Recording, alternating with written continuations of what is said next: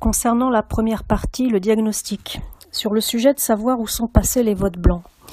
Bien évidemment, le fait que les votes blancs ne soient pas considérés et comptabilisés politiquement, de plus en plus de personnes préfèrent du coup s'abstenir plutôt que d'aller voter. Puisqu'on est beaucoup plus regardant dans les analyses politiques, on est beaucoup plus regardant sur l'abstention croissante plutôt que sur le vote blanc et puis le fait de prendre le temps de l'analyser et de voir ce qui se cache derrière. Du coup, on se retrouve avec des élus, qu'ils soient locaux ou nationaux, de plus en plus élus avec des pourcentages très faibles de la population. Du coup, ça pose la vraie question de la légitimité des décisions prises par ces élus politiques, par ce personnel politique, donc la légitimité par rapport au fait qu'ils prennent des décisions, mais finalement des décisions qui sont entre guillemets supportées, validées par un quart de la population d'un territoire, et du coup on demande au reste de la population de ce territoire d'adhérer à cette décision. Donc du coup on peut faire le lien avec toute cette volonté et ces mouvements citoyens, cette volonté citoyenne de s'impliquer par d'autres biais, tout ce qu'on appelle la démocratie participative, la participation citoyenne. Parce que justement dans le champ démocratique classique, ils ne trouvent pas leur place avec le système, avec les outils classiques. Donc en marge se développent toutes ces organisations citoyennes, comme ce qu'on est en train de voir en France depuis quelques jours avec Nuit debout, ou en Espagne avec Podemos. Tout ça conduit à avoir des partis politiques qui sont de plus en plus déphasés, mais vraiment déphasés avec la réalité sociale, économique et sociétale du pays. On se retrouve vraiment avec des contestations, avec des oppositions et des refus d'adhérer à des projets de partis, parce que justement ces projets ils sont restés figés il y a 30 ans, il y a 20-30 ans. Les partis classiques n'ont pas su avancer avec leur temps, n'ont pas su aborder les virages sociétaux, les virages technologiques, comme par exemple comment est-ce qu'on fait du travail aujourd'hui, la question du nouveau travail, toutes ces nouvelles formes de travail d'aujourd'hui, comment est-ce qu'on les appréhende? Donc à part avec des lois qui recycle en fait des vieilles recettes, on n'a pas encore pris le temps de se poser de part et d'autre de l'échiquier politique pour dire comment est-ce qu'on construit le travail de demain. Donc du coup, on se retrouve avec des partis qui sont déphasés, pas du tout en adéquation avec la réalité de terrain et avec les attentes aussi des habitants, tout simplement. Et ce qui est triste, c'est que en tout cas dans la période actuelle, puisqu'on a encore vu hier une annonce de Cambadélis qui annonçait qu'on perd, par rapport à 2015, qu'on perd encore des militants socialistes. Donc le peu de militants qui restent dans les organisations politiques et même syndicales, même là le jeu il est biaisé parce que pour tous ceux qui ont vécu un petit peu des campagnes, ils savent que entre le chiffre qui a annoncé officiellement les adhésions officielles et puis les vrais militants qui viennent sur le terrain pour porter le fer, pour porter le contradictoire, ils sont beaucoup moindres, ils sont beaucoup moins nombreux. Donc voilà, là aussi on a du mal à recruter, on a du mal à convaincre, donc ça c'est une vraie problématique. Du coup, partant de là, sur l'échiquier politique, on se retrouve avec deux grands partis traditionnels, donc le PS et puis ses succursales, j'ai envie de dire, et puis les Républicains, l'UMP et aussi ses succursales. Donc on a deux partis politiques qui se retrouvent vraiment déphasés, c'est ce que j'ai dit tout à l'heure, déphasés, et du coup ça laisse vraiment un terrain pour le Front National, dans le sens où le Front National a quand même cette remarquable particularité d'avoir compris d'avoir compris. Marine Le Pen a été très intelligente parce qu'elle a compris 2 choses. 1, il faut dédiaboliser le Front National, devenir un parti normal. Et 2, récupérer les thématiques, récupérer les combats de gauche et de droite. Parce que finalement, si on pousse un petit peu le trait, finalement, plus que certains combats politiques, ce sont les façons de faire, la méthode de faire du personnel politique qui est en premier lieu critiquée, rejetée. Donc à partir de là, Marine Le Pen, le Front National, récupérant des combats sur l'économie et l'emploi qui étaient auparavant portés par la gauche, la laïcité également, etc. D'autres combats par rapport à je sais plus, il faudra que je retrouve, par rapport à la droite. Du coup, le Front National a ce positionnement qui plaît. Il plaît parce qu'il entend et parce qu'il répond. Il répond aux problématiques. En tout cas, en théorie. Ensuite, c'est vrai que le problème des partis, c'est que, et on l'a vu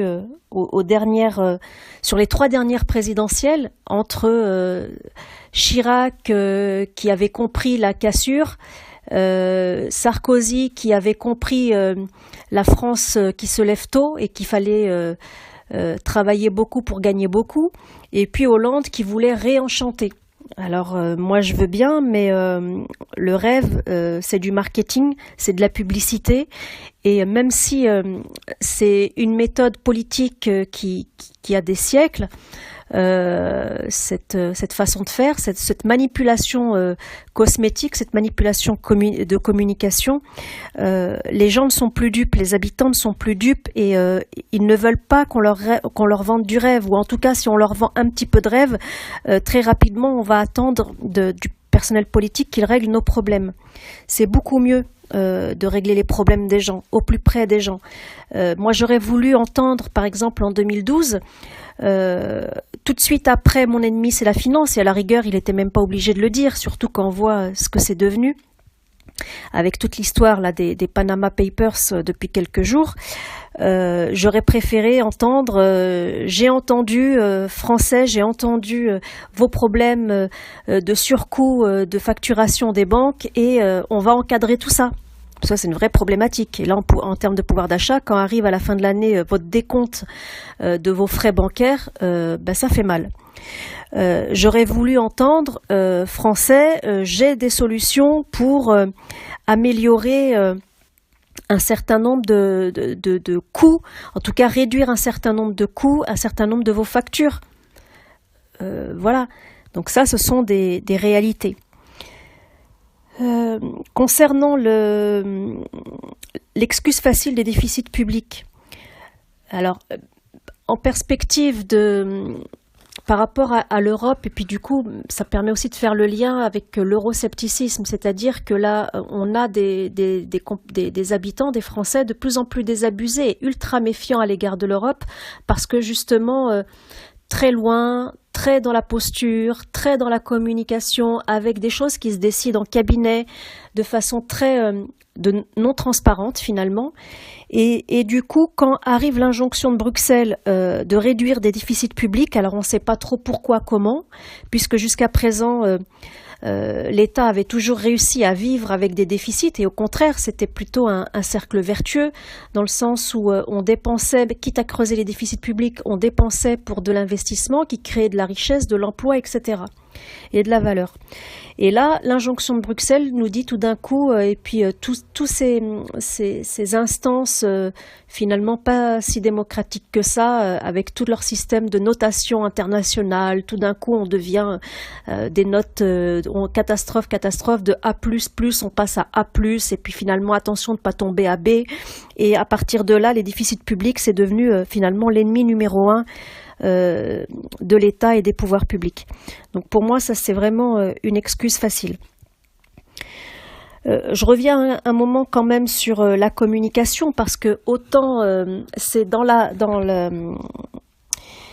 la banette en fait des outils pour conquérir le pouvoir qu'est la communication, on peut l'entendre en tant que citoyen qu'à un moment donné, on a besoin de faire un petit peu de marketing. Un petit peu, j'ai dit pas que du marketing.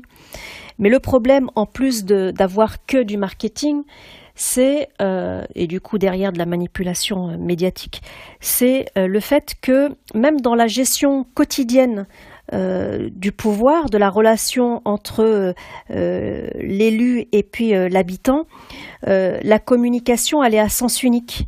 Elle est souvent réalisée à sens unique et ultra perçue à sens unique.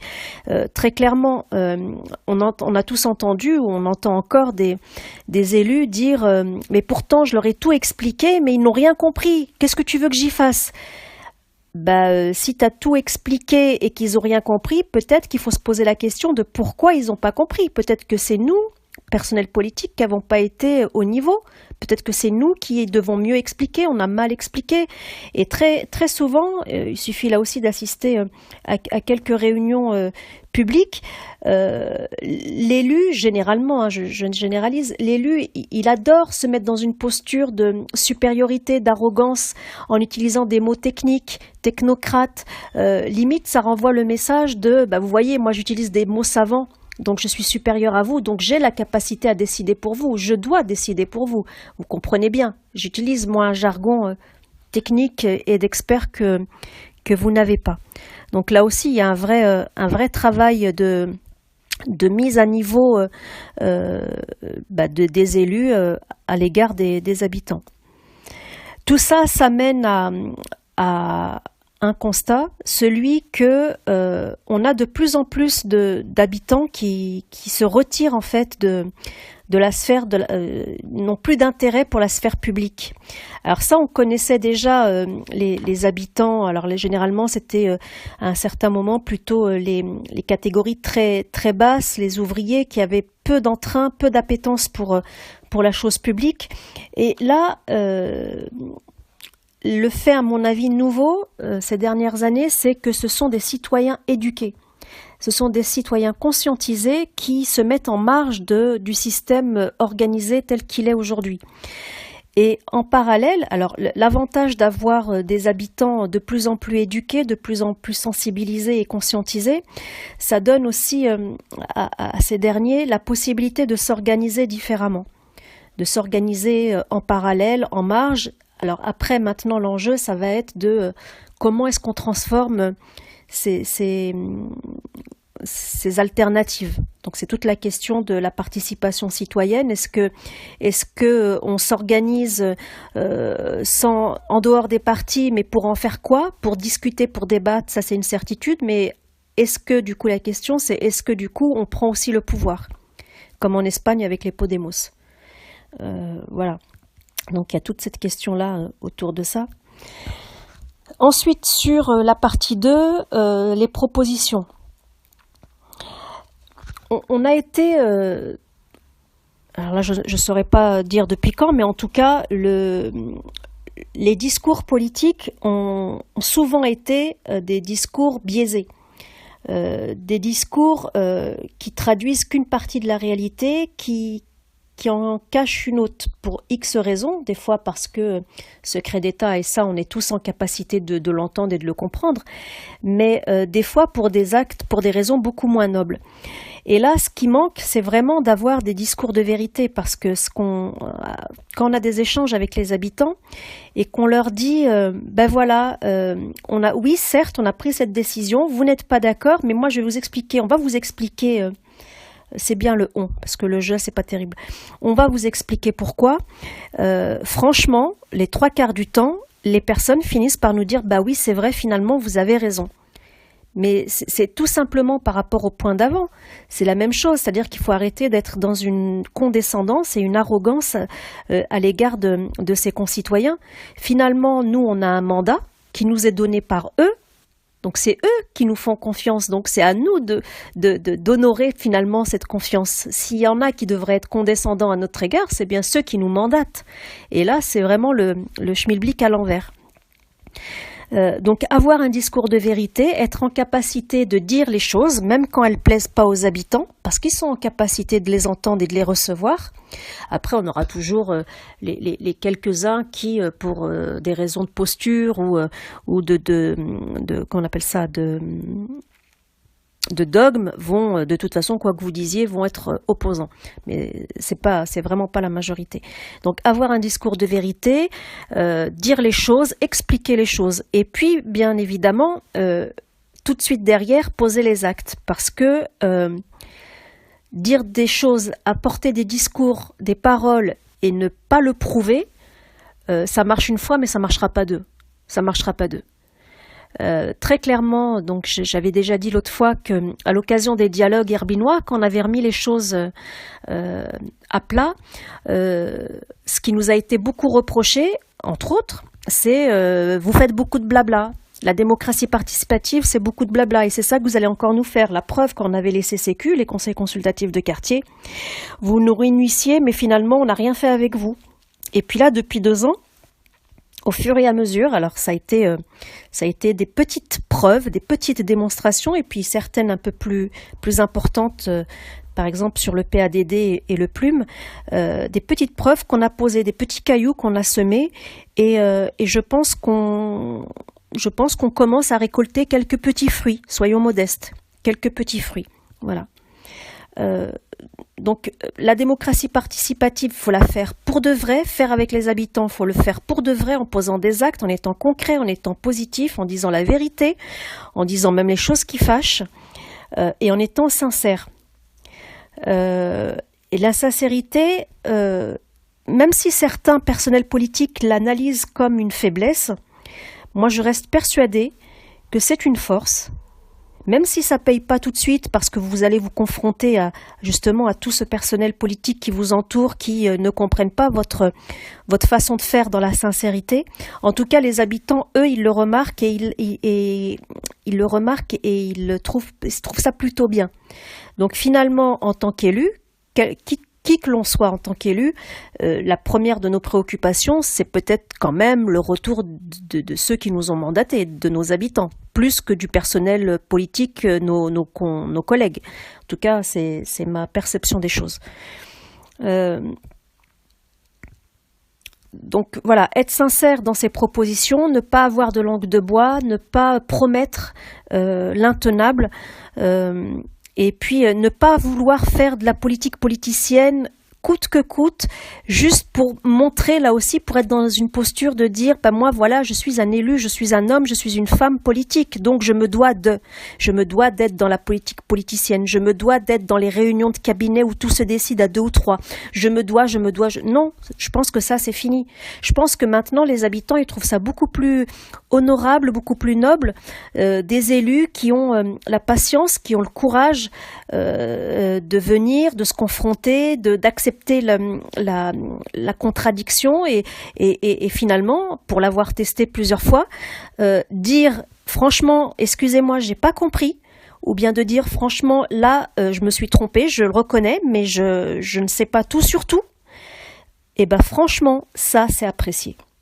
Ça c'est apprécié. Après, le corollaire, ça aussi, c'est l'expérience de ces 2 dernières années, c'est que on n'est pas dans la sincérité, on n'est pas dans le parler vrai si on faisait croire aux habitants que on fait tout avec eux tout le temps. Ça, c'est faux. C'est faux. On est quand même dans une démocratie représentative, c'est pas pour rien qu'on a un mandat. Deuxième chose qui serait vraiment de la démagogie également, c'est de faire croire aux habitants qu'ils ont la capacité à tout faire, qu'ils peuvent tout faire, on peut tout leur déléguer. Ça aussi, c'est faux, c'est pas vrai. Il y a des choses qu'on ne peut pas faire avec les habitants. J'ai oublié, il y avait une autre idée que j'ai oubliée. Ensuite, il y a un autre élément qu'on avait noté sur donner une autre vision de la réussite. C'est vrai que si on regarde depuis les années 80, donc Mitterrand en fait, le personnel politique d'aujourd'hui, ils se retrouvent tous dans les petits jeunes des années 80. Voilà. Et du coup, on se dit, mais c'est vraiment des carrières quoi qu'ils ont fait. Ils avaient fait les bonnes études qu'il fallait, ils ont fait le bon cursus qu'il fallait, ils sont rentrés dans les bons ministères comme il fallait, ils ont rencontré les bonnes personnes comme il fallait. Et tout ça, ça fait des carrières de techno-politiques, voilà. Alors du coup, pas très en phase, encore une fois, avec les réalités du pays, le terrain finalement. Alors que lorsque vous avez, par exemple, dans un conseil municipal, comme à Saint-Herblain, la moitié des élus qui ont un emploi par ailleurs. Ils ont un vrai travail par ailleurs, c'est-à-dire que il y en a qui sont dans des entreprises, il y en a qui sont dans des institutions, il y en a qui sont dans des collectivités, il y en a qui sont dans des associations, mais en tant que responsables. Automatiquement, dans nos échanges, en tout cas moi c'est vraiment ça que j'apprécie, dans nos échanges il y a une richesse, il n'y a pas une uniformité de discours, il n'y a pas une uniformité de vision. Et alors bien sûr ça donne du débat, ça donne de la contradiction, mais justement, c'est bien pour ça qu'on dit l'intelligence collective, qu'on parle d'intelligence collective. Après, peut-être ce qui manque aussi pour que les habitants reprennent un petit peu, renouent un petit peu avec le personnel politique et du coup avec la chose publique, c'est peut-être qu'ils puissent à un moment donné s'identifier à des personnes qui leur ressemblent, n'ayons pas peur des mots, déjà d'origine sociale, d'origine ethnique, d'origine territoriale également, mais également en termes de parcours professionnel. C'est-à-dire que arriver en disant eh ben moi j'ai tout eu, j'ai eu la cuillère en or dans la bouche, voilà, j'ai fait mes études et après j'ai fait Sciences Po et après l'ENA et après je suis rentrée au cabinet d'un ministre très influent et puis maintenant je suis ministre, bah ça parle pas à beaucoup de monde en fait. Ça parle pas du tout à beaucoup de monde. Alors moi, si je devais parler de moi et si je reprenais mon parcours, la première chose que j'ai envie de dire, c'est que du haut de mes 40 ans, j'ai mis 15 ans avant d'avoir mon premier CDI. 15 ans. Donc pendant 15 ans, à la sortie des études, j'ai accumulé des CDD, j'ai accumulé des vacations, j'ai accumulé beaucoup de chômage, j'ai accumulé de la formation, j'ai accumulé une expérience d'auto-entrepreneur, j'ai accumulé une séquence de mère au foyer, ça a été 15 ans, donc 15 ans qui étaient quand même riche, dense, mais en même temps très formateur finalement. Et j'ai eu mon premier CDI en 2009, et depuis 2012, je suis retombée en CDD. Donc voilà, et tout ça pour dire que finalement, les parcours sont pas linéaires. Là aussi, il y a un message de positif à apporter, surtout pour les jeunes, de dire que il faut pas lâcher l'affaire, faut pas jeter l'éponge, il faut s'accrocher et que de toute façon, ce sont les échecs qui rendent plus forts. Parce que en même temps, je souhaite à tout le monde d'avoir un parcours linéaire s'il peut l'avoir, hein, et de progression. Mais en tout cas, il faut pas croire que parce qu'on a un parcours semé d'embûches, qu'on capitalise pas et qu'on grandit pas. Enfin, bien au contraire. Moi aujourd'hui, quand je rencontre des jeunes ou des personnes en situation de chômage depuis X temps et que je leur raconte un petit peu mon parcours de vie, ils me disent tous ah ben on n'aurait pas cru. Ah, on pensait que tu étais au PS depuis tes 20 ans. Ah ben non, pas du tout. Non, moi je suis rentrée au PS en 2011, donc voilà. Et c'est pas le PS qui m'a formée, qui m'a forgé politiquement, qui m'a formée, qui m'a forgé professionnellement. Enfin, loin de là. Donc voilà. Alors, par rapport à ce que disait Jospin, la politique ne peut pas tout. Alors, que peut-il faire ? C'est clair que la politique ne peut pas tout. Enfin, j'ai tendance à prendre l'exemple de la personne qui est en difficulté. On va lui proposer des solutions. On va lui dire, écoute, tu as telle difficulté, tu pourrais faire ça, ça, ça pour t'en sortir. Si la personne, elle saisit l'opportunité et qu'elle avance, mais elle doit mettre un peu du sien aussi, beaucoup même du sien. Moi, je reste persuadée qu'elle s'en sortira. Je suis la démonstration de ça. Une des démonstrations de ça. Par contre, vous aurez beau mettre tous les outils, toutes les choses possibles pour sortir quelqu'un de la galère, si la personne ne le veut pas, ça ne marchera pas. Ça ne marchera pas. Et on a des gens qui ne veulent pas pour différentes raisons.